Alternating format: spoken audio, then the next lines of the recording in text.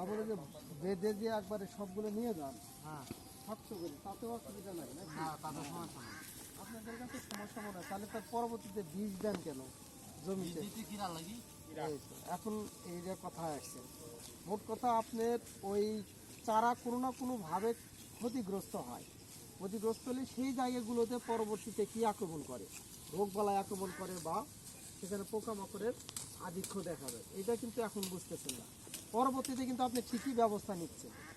চারা তোলার আগে এই বেডগুলোতে যদি আগে আপনার 24 থেকে 36 ঘন্টার মধ্যে যদি হালকা পানি দিয়ে রাখতেন, তাহলে কিন্তু তুলতে আপনার আরো সুবিধা হতো।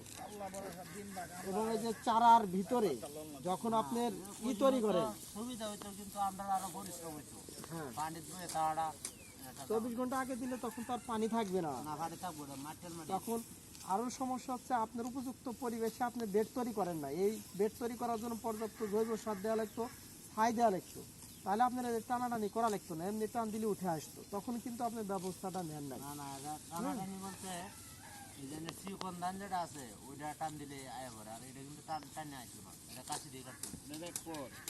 আপনার এই জমিতে পর্যাপ্তই নাই, যেভাবে বীজতলা তৈরি করার কথা ছিল সেভাবে তৈরি করেন নাই, দেখেই তো শক্ত হয়ে গেছে মাটিটা, পানি ধরে রাখতে পারে নাই।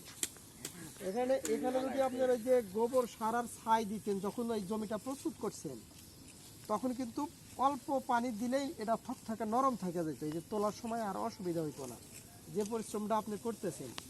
এবং অনেক মানে এর আড়ালেও কিছু কিছু শিকড় আপনি দেখবেন যে ক্ষতিগ্রস্ত হয়ে গেছে। মানে আপনার হাত যদি কেটে দেওয়া হয় সাপোজ, তাহলে আপনার হাতে কি হয়, ওখানে বিভিন্ন জীবাণু আক্রমণ করে। এই একটা দুইটা শিকড়ও যদি ক্ষতিগ্রস্ত হয়, তাহলে সেই শিকড়গুলো কি হবে, ওখান থেকে কিন্তু ব্যাকটেরিয়া এবং আপনার যেটা ছত্রাক বলে আপনি ফাঙ্গাল ইনফেকশন হবে।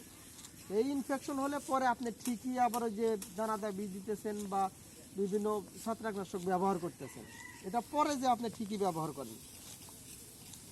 আমরা আমারটা দিয়ে একটা নিই।